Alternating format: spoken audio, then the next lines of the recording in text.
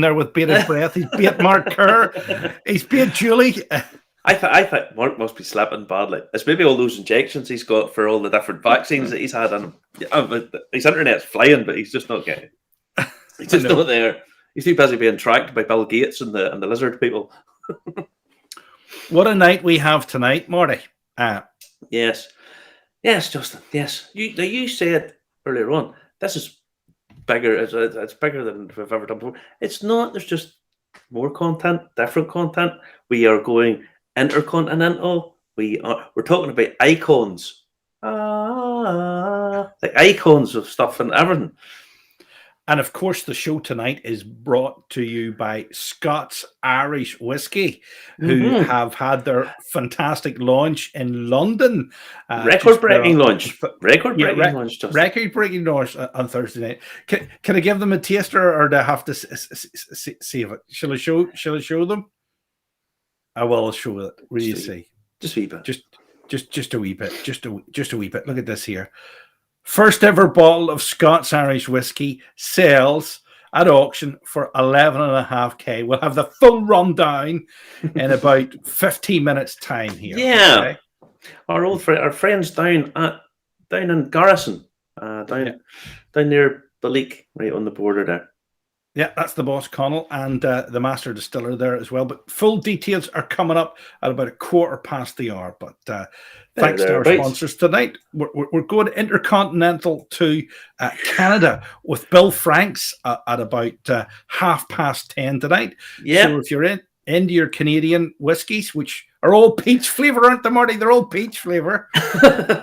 Something like that. I'll have to grab that later on. It's one thing I didn't grab down. See, Canadian whiskies, not something I know as much about. I don't think there's as many people know as much about Canadian whiskies as there would be sort of local stuff or Scotch or even bourbons. Canadians a little bit under the radar in some regards. Anyway. Shall I hit the theme tune? Shall I? Yeah. Go on ahead. Hit the news.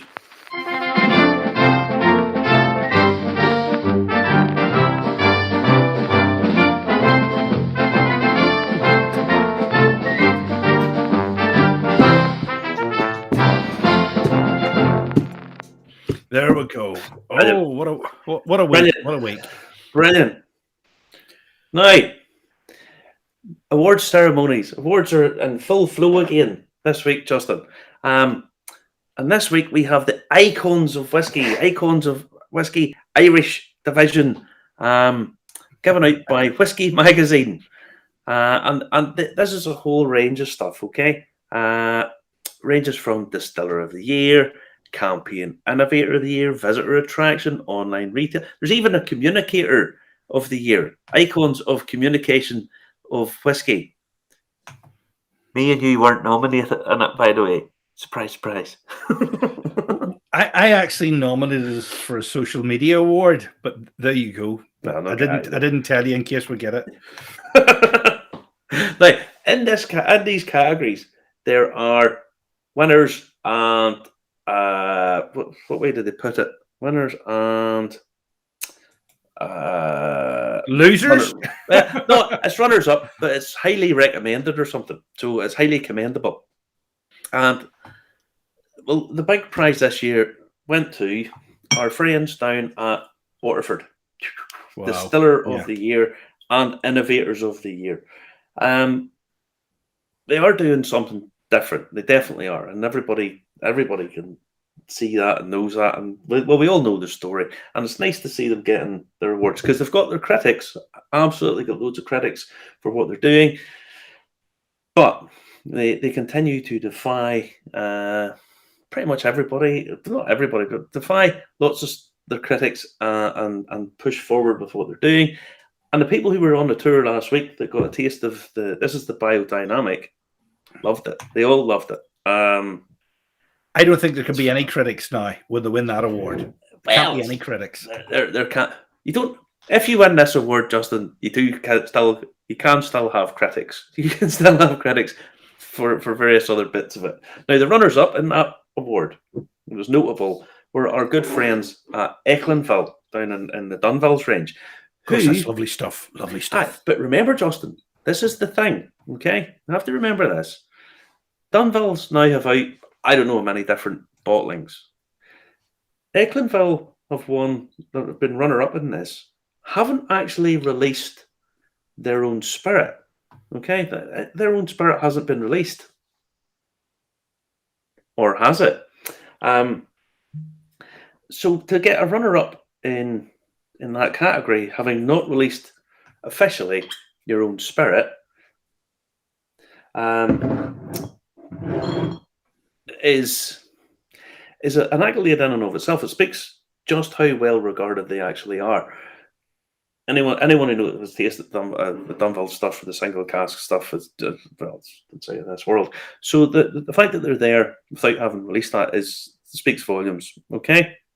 Now Waterford won, and let's not take away from the fact that Waterford won the award because they demonstrated exceptional attention to detail. Unbelievable what they do. Unbelievable what they do. They show that barley's provenance has a clear influence on the finished whiskey. I think we can certainly say that they've done that and showing us just how it's done in making good whiskies. So yeah, they also won the Innovator of the Year award as well. So it's nice to see them getting their accolades.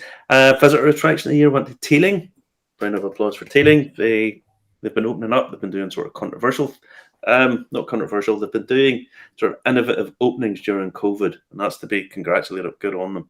Another one that won Campaign Innovators of the Year was Kinahan's for this Majaz, which is the hybrid cask, the unconventional sort of cask project. And what they do with this is sort of hybrid casks. So they embrace different with this innovative whiskey made in hybrid casks. Each cask is individually constructed from a mix of different woods, selected to create a riot of rich new flavours. So this is Portuguese oak, American oak, French oak, Hungarian oak, and chestnut, batch number 4, non-chill filtered. So well worth having a bottle of this. This isn't expensive, by the way. This Irish whiskey, I think it's about 30 quid or something. So well worth picking up. So congratulations to them. Communicators of the Year, which we didn't. And I think what we should do, Justin, is possibly go for a 5-hour marathon show. But we're on for about 5 hours. See if we can pick up maybe about 10,000 viewers. Maybe wear a wee polar neck or something like that. Yeah. So, yeah, the final decisions are made. Aren't you moving in America? Aren't you moving to America? You're halfway there then. Could be. You never know. But the final decisions are made by the Whiskey Magazine's editorial panel. Oh, Sergio. No. Sergio's the Irish Whiskey Magazine. Right. Okay. What's the difference then?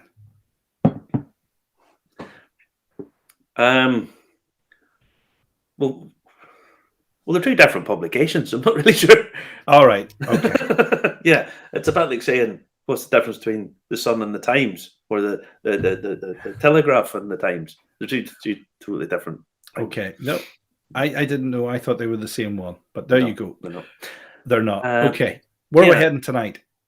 We're going over to the States because this Thursday was Thanksgiving. So happy Thanksgiving to everybody. Hope you all had a really, really nice day. Look at that lovely turkey there. Look at that there. Yeah. Well, this is something that caught me eye.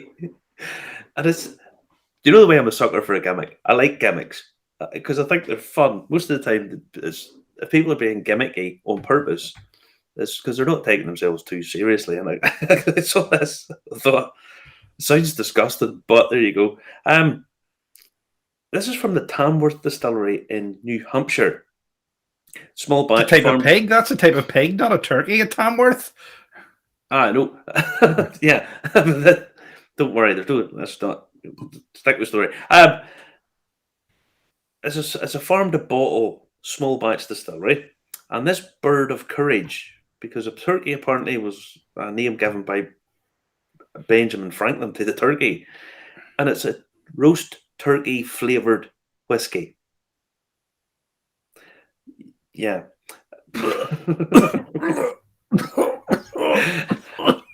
Don't know it till you try it. Yeah. So it's a 5-year-old bourbon. And it says on the thing, and I don't know what all this means, but it says on it that it has the flavours of all of the first ever Thanksgiving, which is flint, corn, chestnuts, apples, cranberries, kabocha, squash, celery, parsley, and sage, but it's flavoured like a turkey. Right.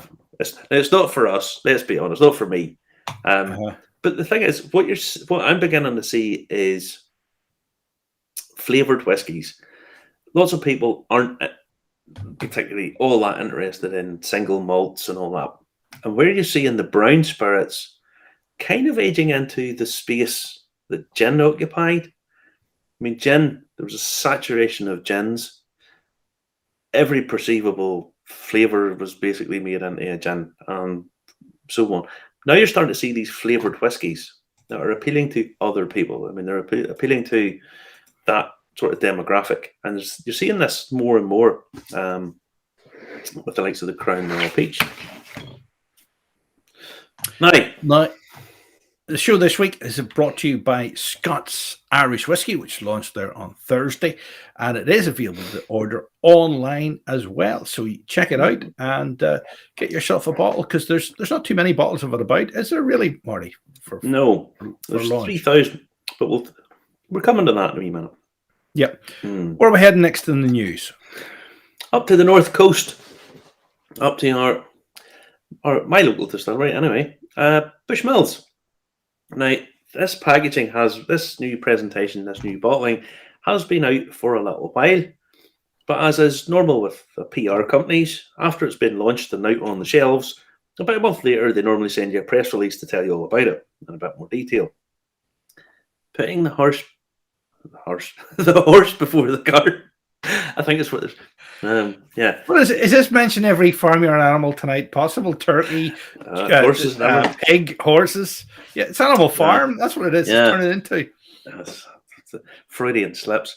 No. So this is the new design for the Bushmills single malts. Okay. Now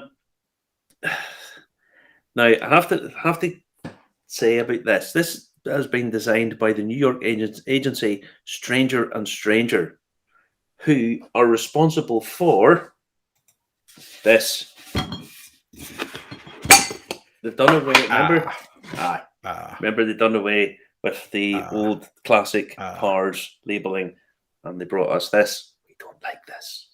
We didn't like the PARS gold label being changed to a big P, because whiskey's got a very yellowy colour to it, and having a big P on the front of it is probably not what I want to think about. No. Yeah. No. So anyway, we didn't like that one. This, however, is inspired by the Giant's Causeway, Justin, because the punt, which is this bit, hang on, the punt, which is this bit, is hexagonal in shape. Does that make the bottle stronger or weaker? Hard to know. I don't know. I'm not a structural engineer person, but it's hang on. I have to tell you this. The punt is hexagonal shape. They are vibrant, quality crafted parchment labels, varnished wooden cork closures. Right, cork stoppers or whatever, or even just corks. The 10-year-old and 16-year-old, while a bold matte black Zamac cap sets off the gunmetal label and gold features of the iconic 21-year-old. That's the shoulders. That looks like the shoulders, the Zamac, is it? Yeah, I think it is, yeah. I think it's maybe it's some sort of in the cork or something. I'm not sure. We'll have to have a look at the whole thing. So, yeah, well, what do we think of these? Are they better, worse? I'm undecided. I am a traditionalist. I kind of like staying with the whole thing. And They haven't changed the other. They haven't changed Blackbush and Bushmills, but will they be changing them to something similar as well? Will they? No? I think when they run out of the hundreds of thousands of bottles that they already have, then possibly there'll be a change there too. do this kind of thing. But yeah, I don't know. Jury's out in that one. Jury's out. In that one. I think I think we need to see it. No, hang on, before we go any further, move on quickly. I just want to say it's all changed down at Bush Mills. Master Blender away. Our Master Blender's gone. Helen's gone. Darrell's gone. Master Distiller. They've changed the bottles. But Colin Megan, in what is now the classic whiskey pose, you have to have a classic whiskey pose. It's mine. Okay, hang on. Or not. Yeah. So he says we will continue to maintain our iconic taste and quality. So there you go. We've lost the Master Distiller and their Master Blender, and they're going to maintain their iconic thingy. So yeah. There's Seamus Tobin saying it's a UK whiskey. That's why. I don't think there's any such a thing as a UK whiskey. It's Irish or Scotch, or English or Welsh, or if you're at the North Britain distillery. Yeah. No. Yep, there's Frank Hearn saying if it ain't broke, don't fix it. Yeah, see, there's a bit like I mean, the square is an iconic shape. So they've kept that. It's just the punt that's changed and the labelling. I don't know. It looks okay. It looks okay, but I wouldn't necessarily. Might grow on you. Might grow on you. Probably. Now, the UK government has done it's brought out the Green Distilleries competition and has announced the Phase 2 winners of £11.32 million for 4 different projects. Now, the idea of it is to change the fuel usage and change over to essentially mainly hydrogen. It seems to be where they're wanting to go to. And this is Bruichladdich, and I really like this graphic because it's the same styling as the Laddie, the sort of classic Bruichladdich bottling, same sort of livery and font. Now, Bruichladdich are switching to a hydrogen fuel done in a dynamic combustion chamber, which it sounds all Jetsons and Star Trek, doesn't it?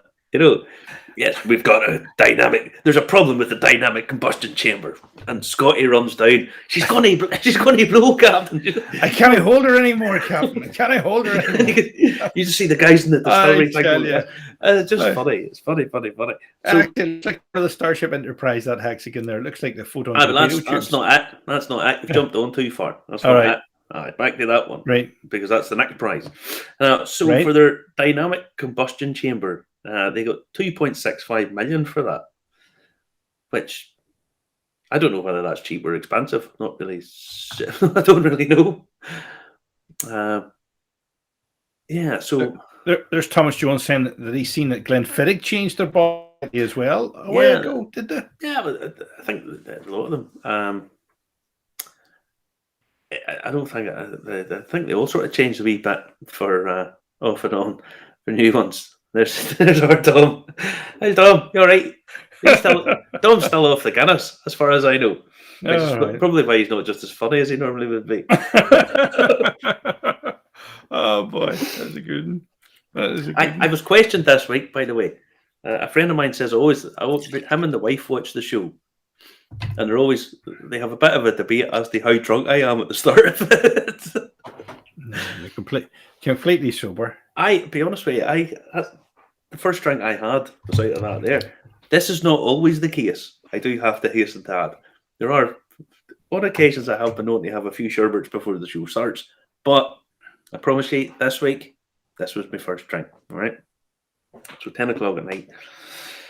Yeah. So anyway, other stuff that they're doing. Our biggie Highland estate near Arbroath, a hydrogen production facility with a wind turbine and an electrolyzer. Beam Suntory and Supercritical Solutions are developing ultra-efficient electrolyzers. So I didn't look up exactly what an electrolyzer was, but I kind of knew, but I just had to check. And it's to do with electrolysis. And basically what happens to produce hydrogen is you stick your electrolyzer into water and you essentially run an electrical current through it, and that splits the water down into its two constituent products, so hydrogen and oxygen. And then when you burn the hydrogen, get your heat, it combines again. But you need the energy inputs. So it's about probably using wind and renewables to charge your electrolyzer, to produce your hydrogen, to then burn and basically be net zero.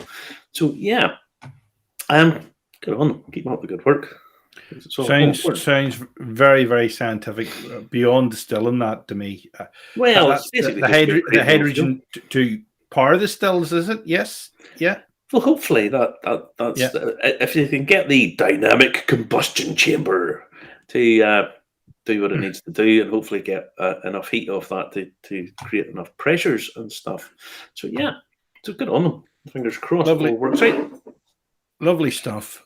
Now, it's our sponsors, our friends and sponsors. Now, fans of the show will remember we interviewed Connell way back in February, March time, when the Scots Irish Distillery was, it was a seed. Wouldn't say it was an embryo, it was a seed. And things were moving along. Well, this week, they have released their first whiskey. And to mark this, they also broke a record, and it was at the London Irish Centre they held an auction.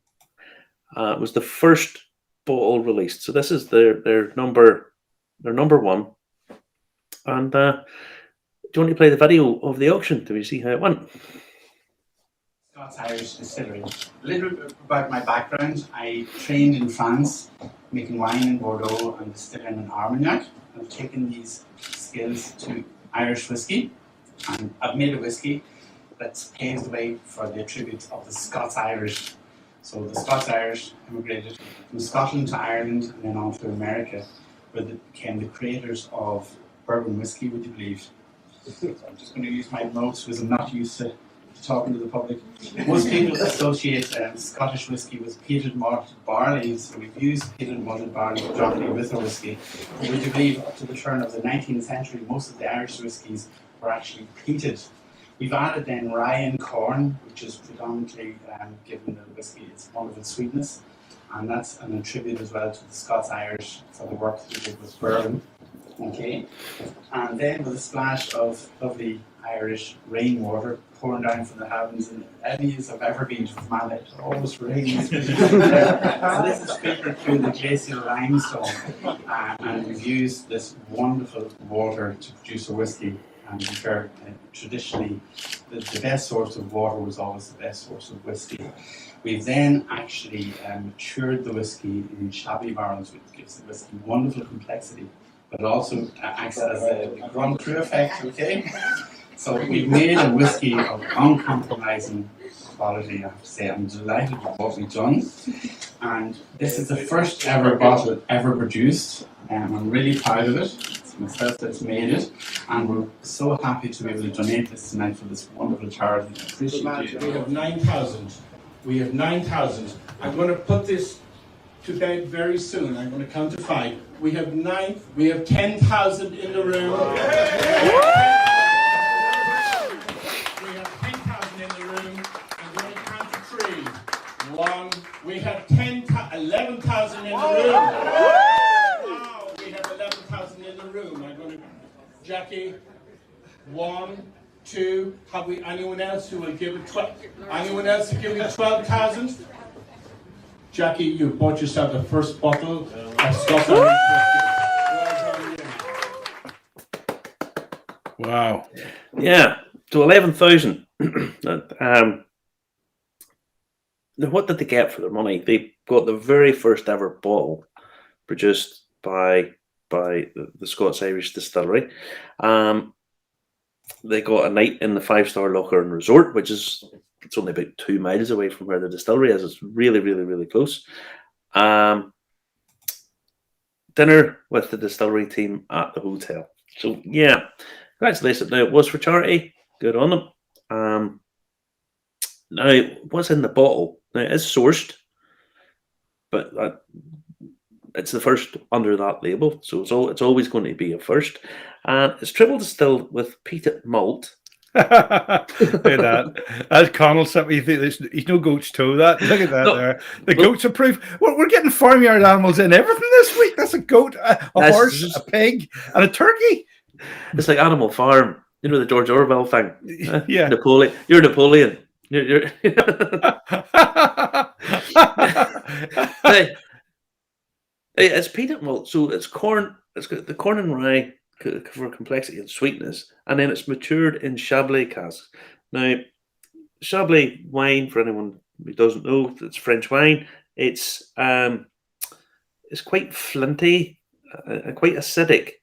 So you're getting this range from the peat, the sweetness, the acidity. I was supposed to have a bottle of it here tonight, but DHL, good old DHL. But anyway, no. So yeah, all going good. The distillery is making good progress. If you see where it is, it's down, just right, sits right on the border.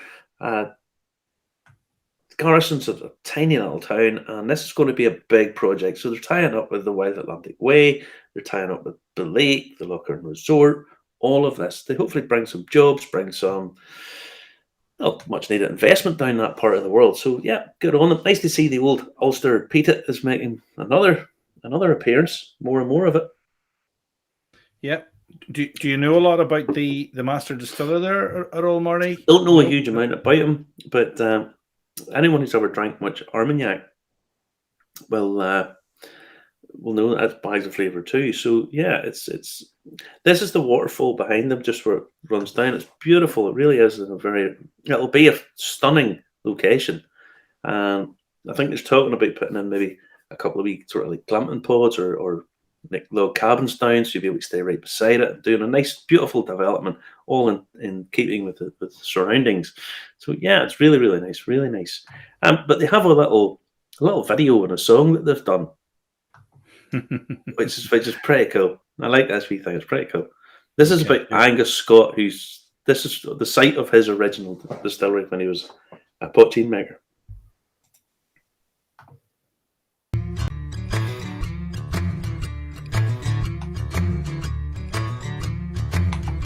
I was walking by Scott's waterfall, brand new bottle in my hand.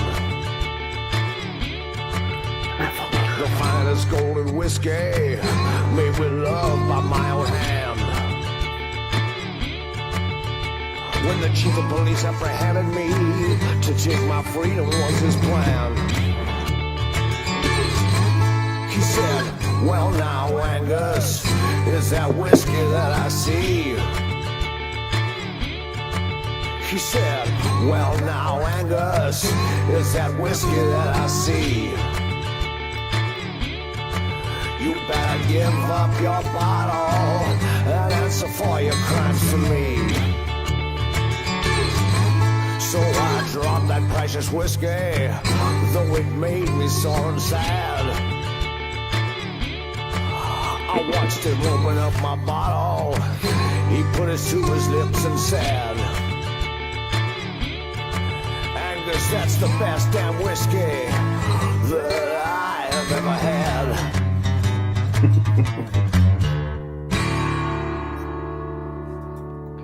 Wow, great wee video there. Great wee video. It's good fun. It's good fun.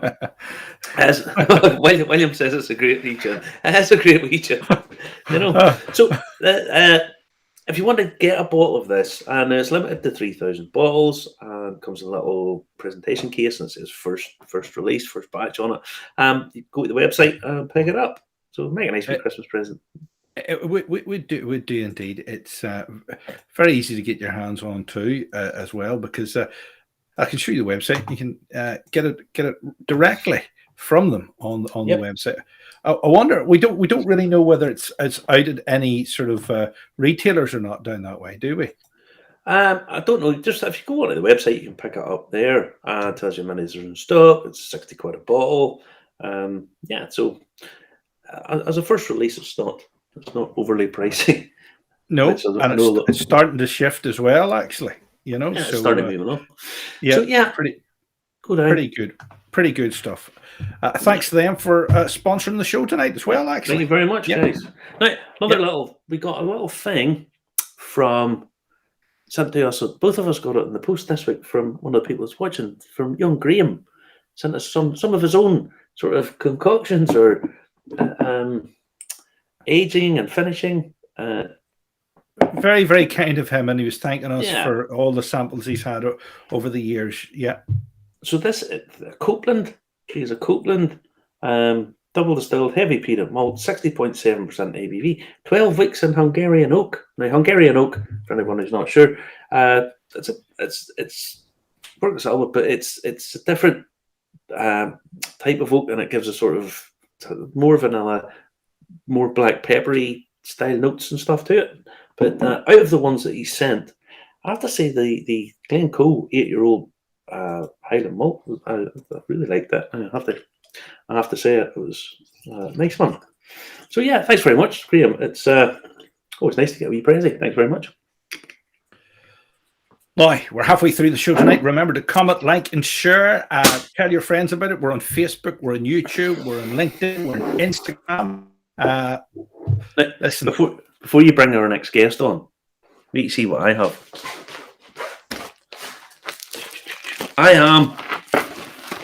I got a Canadian College of Whisky Knowledge certified by. Hang on, I can't see it. W. Franks, Bill to his friends. So yes, I've got a certificate from him, and here he is! Yay! Now we have to give him his correct title. He's not. He's not professor. He's not sir. He's chairman. No, like Mao Zedong, which basically means if you don't agree with him, he executes you. Well, isn't that the beauty of the internet? You can call yourself pretty well anything. or call people pretty much anything. Well, gotta be careful there. How are you, sir? I'm great. I've really enjoyed the first part of your show. I've learned a lot. Good. I learned quite a lot too. Now, Bill, you live in Canada. I do. And you tell us a bit of your background, because that's quite interesting. What's your background? As a whiskey drinker is really all that matters, in terms of my background. As a youth, when they changed the drinking age here in Ontario where I live, and it went from 21 down to 18, and there was no such thing as photo ID back then. And I was 6'4" at 16 years of age. So I was able to pretty well drink at will wherever I wanted. And I really enjoyed that. And so I got an education and found that if you're going to go from place to place, really beer isn't the best thing to be drinking, because you're not going to be feeling too great the next morning, So a little dram of whiskey here and there. And in Canada, if you say rye, you're talking about whiskey. You're not talking about bread. So that's a little tip for you if you come traveling. No, yeah. I froze out for a little bit there. Yeah. Now, so you got to get to go on your travels a little bit. Oh, yes. With your whiskey. Yes. Well, yes, I traveled over to, you get to a certain age when you say, oh, I've always wanted to do that. And then it's kind of like, well, when, once you're past 50, it's time to get on with it.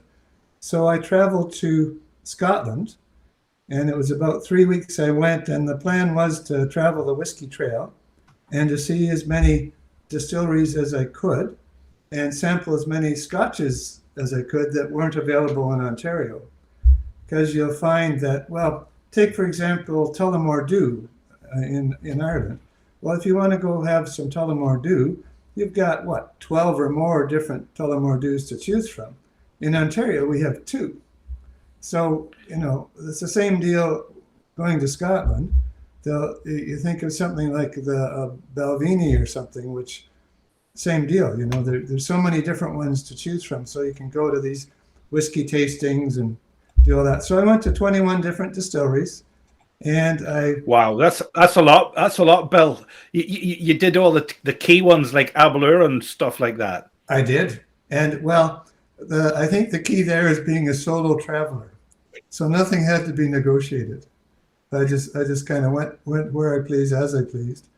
And I've talked to a lot of men that say, "Oh, I wish I could do that." They say, "Well, there's nothing stopping you, you know."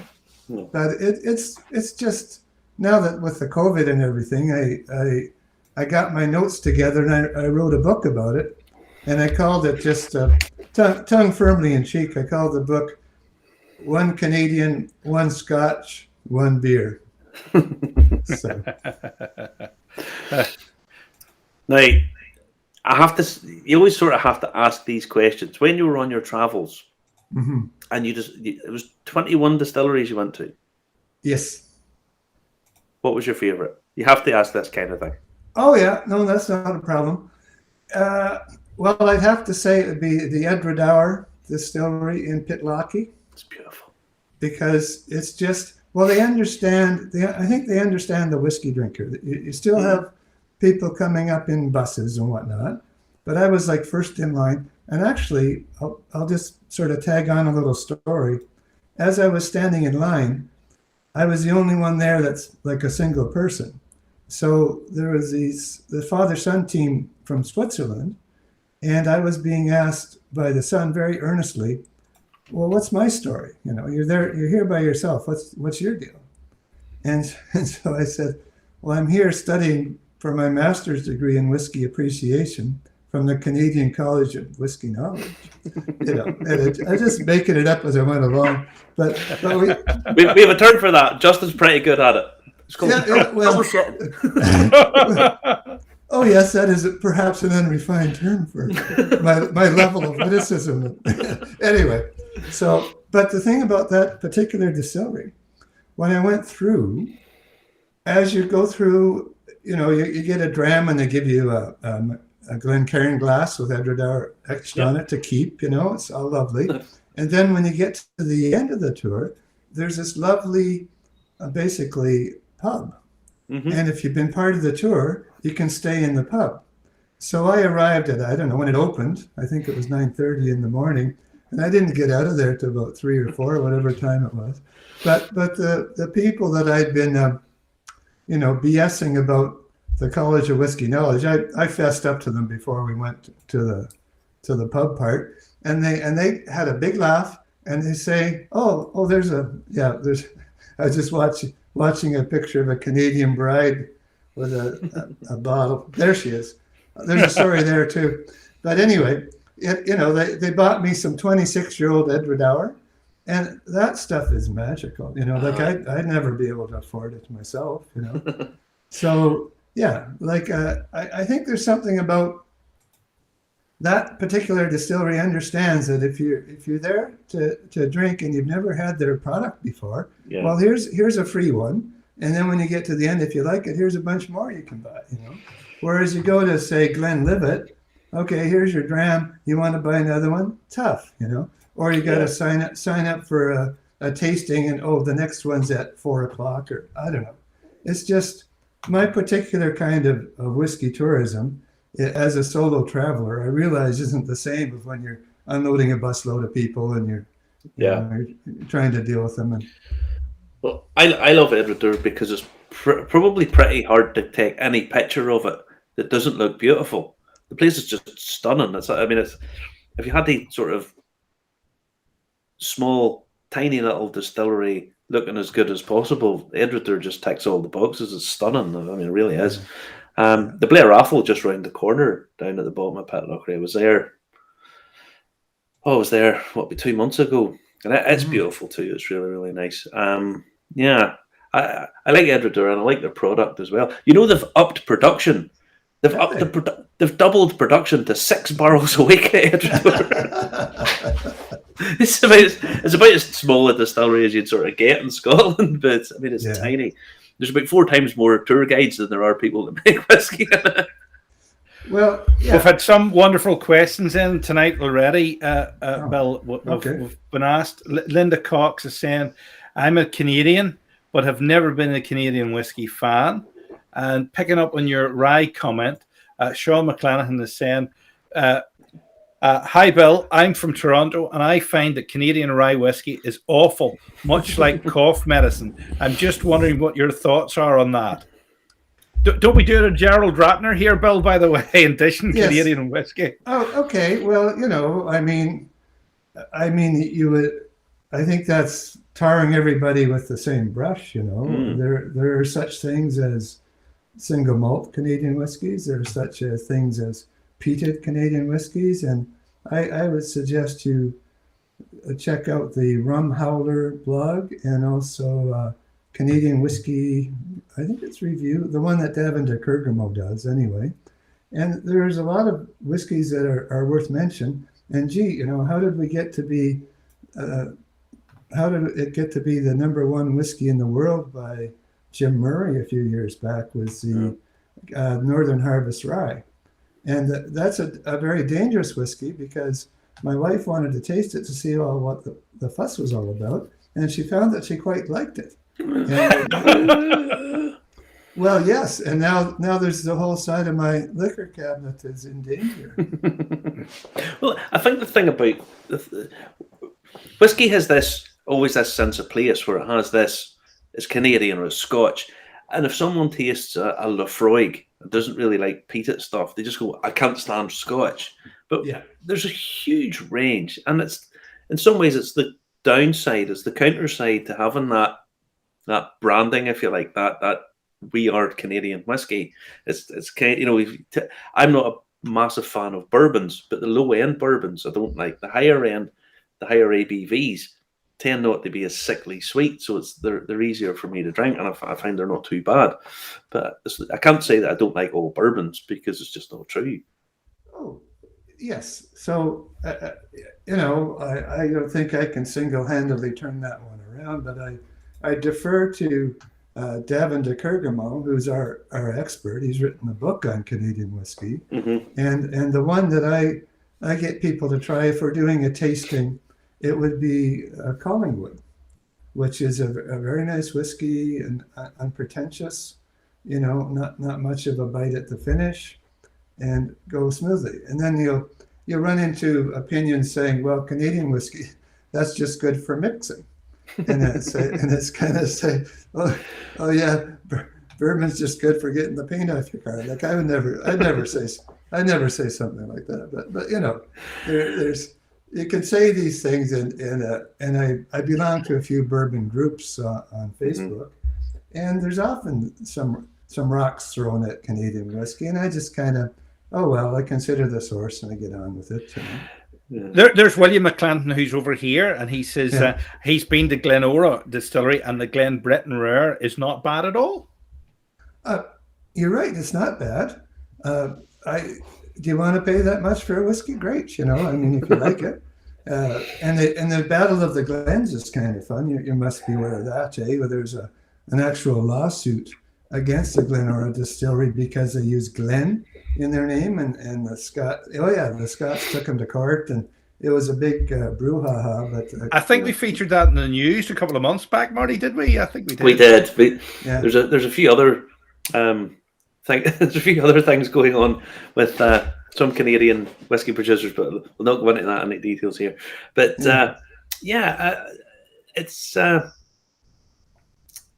it's funny that Canadian whiskey.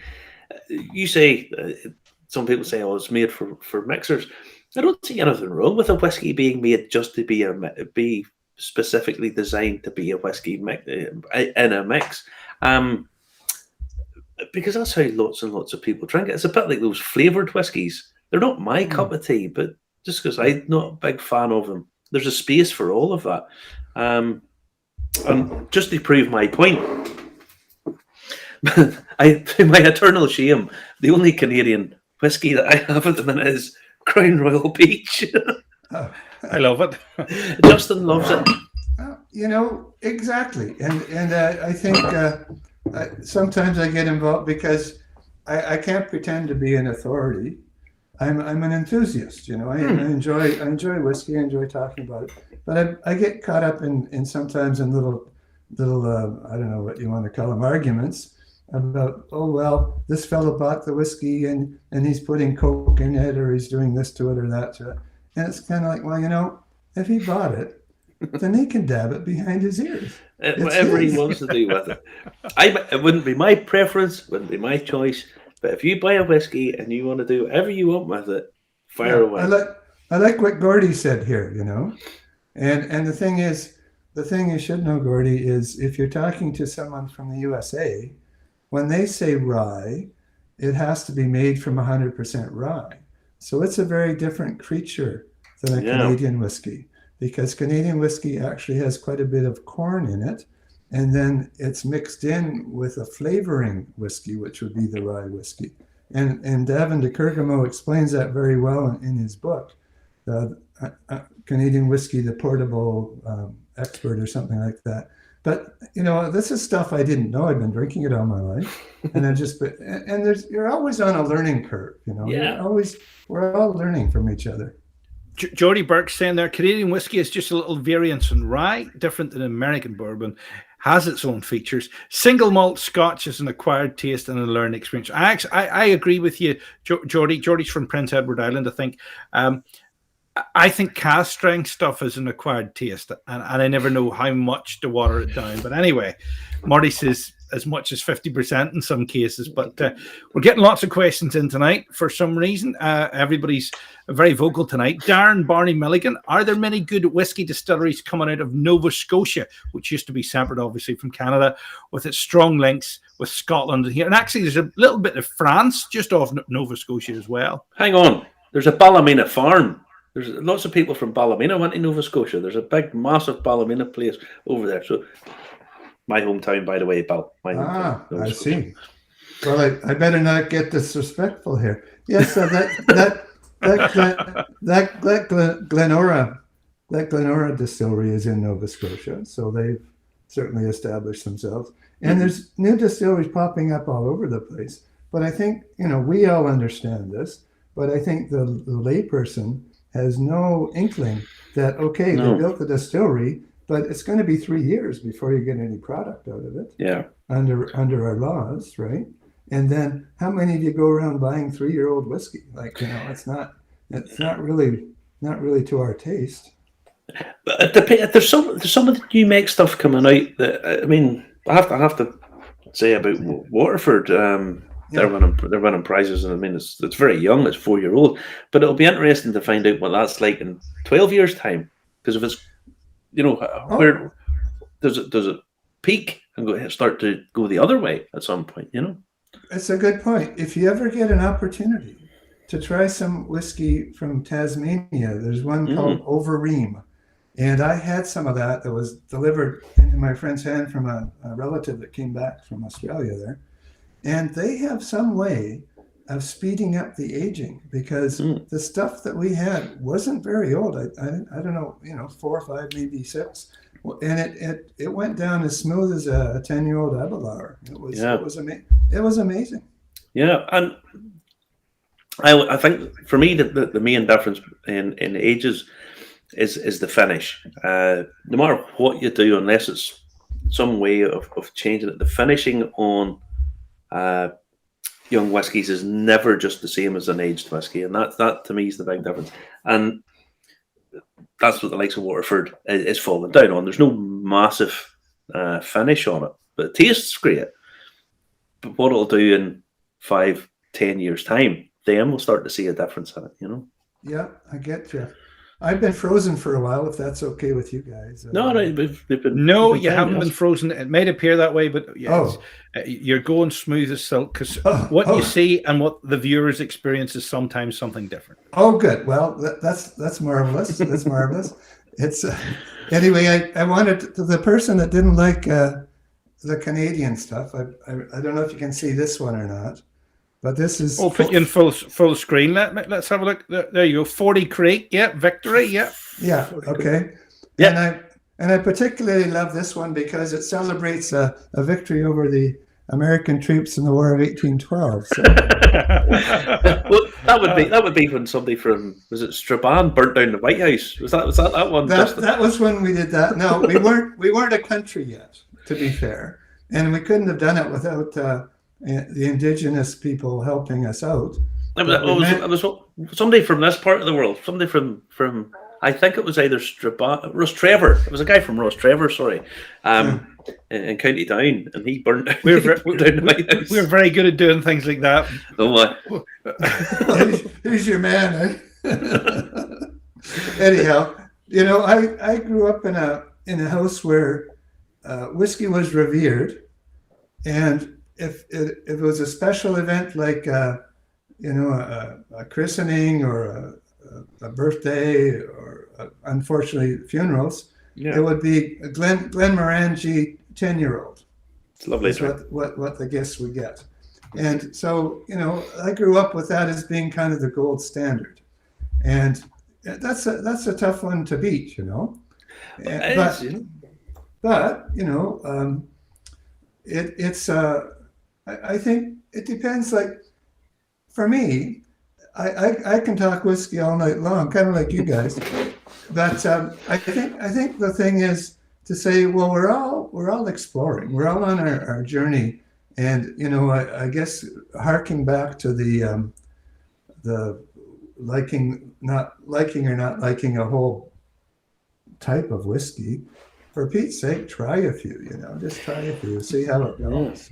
There's more and more choice and flavors and taste appearing. Different cask finishes and different aging and mash bills and stuff. And in some regards, there's lots and lots of experimentation going on in the emerging markets. By one of the emerging markets, I mean the US. I mean, the US has so many new things coming out.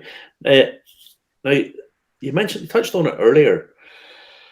The Canadian whiskey has a different technical file because you're allowed to put in flavouring to whiskey. That's what it's defined as in the technical file. Yes, it's true.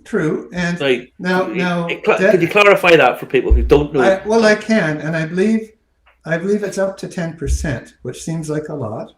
Yeah. And I think Davin de Kergamo would be the fellow you could, if you like emailing questions. He does have, I think it's Canadian Whiskey Review is his blog site, and he's the guy that wrote the book. So I'm just kind of parroting what I remember of what he's saying, and he's just saying it's usually not that high a percentage, but this is used to hit Canadian whiskey over the head from those that want to, denigrate us or whatever. But it's there, and it's in the statutes, just like it's got to be aged 3 years and that kind of thing. Yeah. But I mean, it gives scope for a huge variation in flavor profiles, in what you can do. Like peach.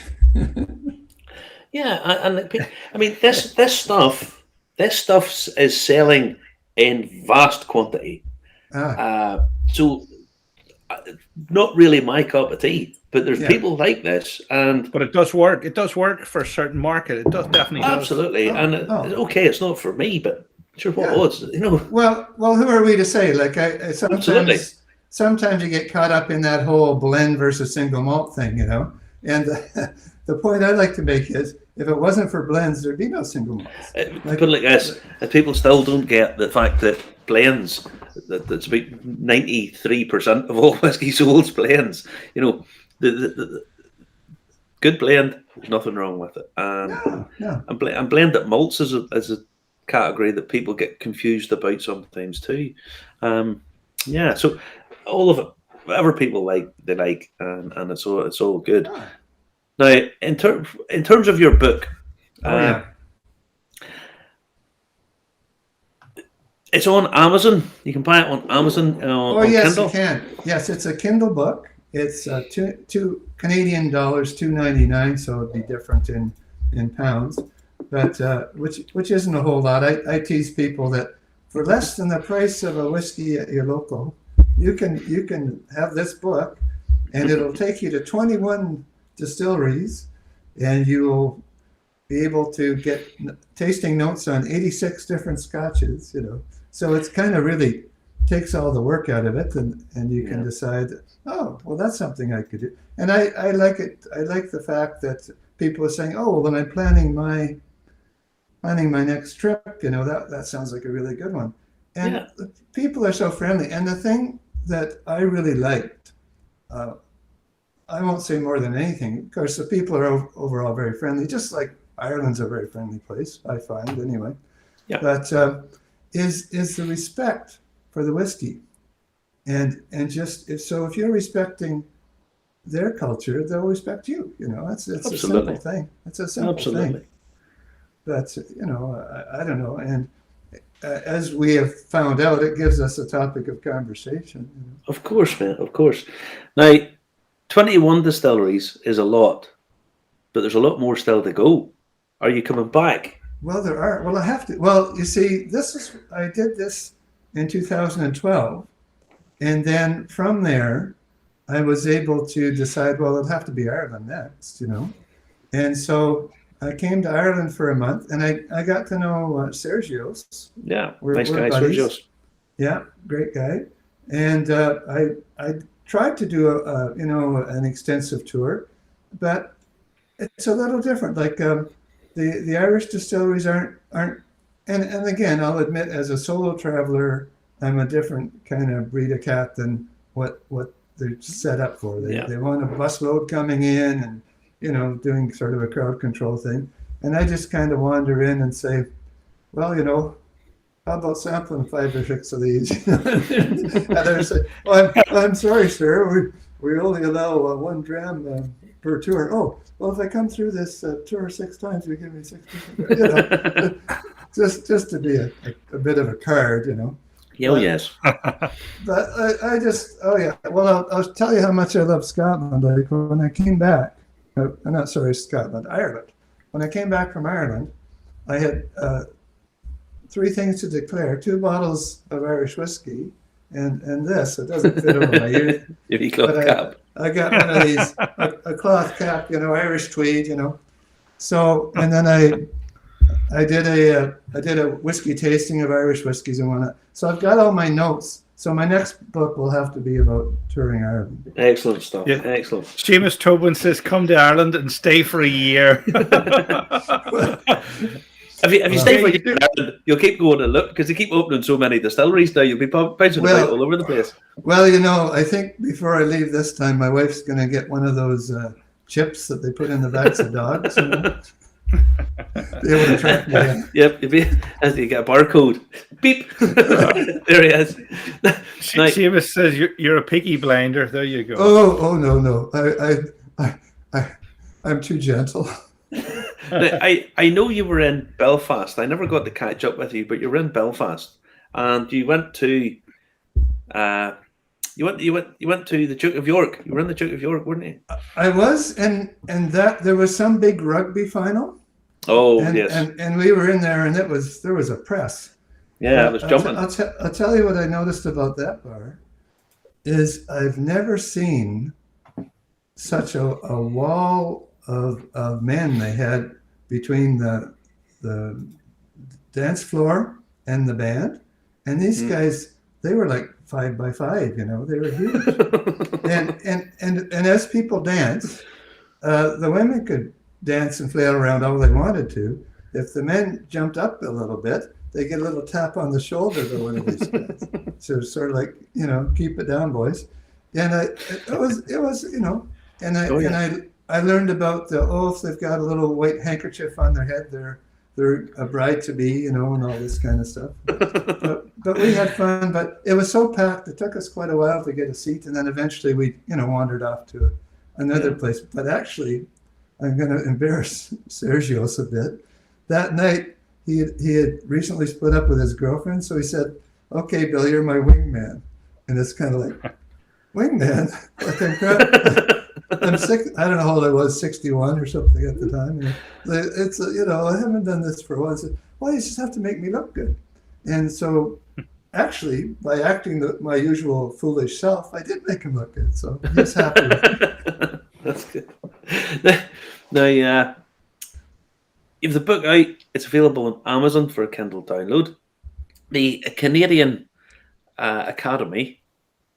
What all does it entail? Your Canadian College of Whisky Knowledge. What if someone joins it? Can I join? Can anybody join this? Can you join it from across the shore and join in on what you're doing? Yeah, you can join up. I got to admit that the website's been a bit neglected of late, but if you, you could, if you try and fire me an email or something, I don't know, fire you an email, then you can fire it to me. I'll do what I can.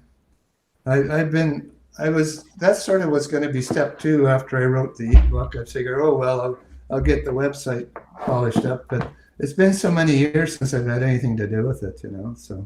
Yeah. But we'll get there.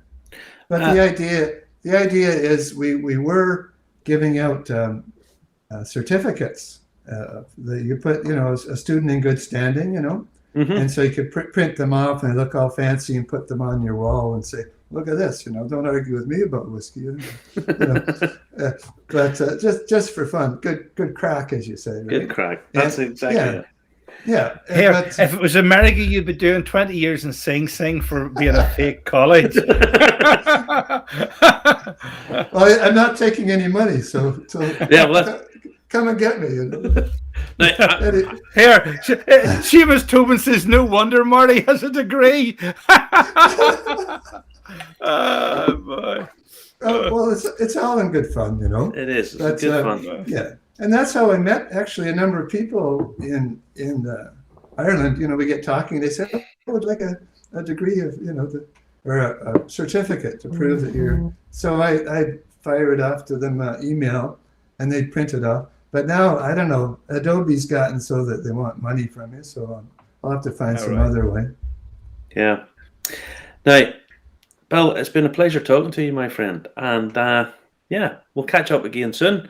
More power to you. Hope that the sales of the book go well, and you get another tour very shortly in light of COVID. Yes, thank you very much. And my great grandmother was a Mulligan, so that's how I lead when I come into. Actually, the best thing to bring along is an Irish whiskey magazine. Just put it on the bar, and people know you mean business. Right? Yeah. Good old Sergio's. Good. I'm gonna fulfill the criteria and say bonsoir, Bill Franks. Très bien. Here, listen, I gotta tell him this, Marty. The beautiful guy's father came here. Trudeau came here in the 1970s or something like that.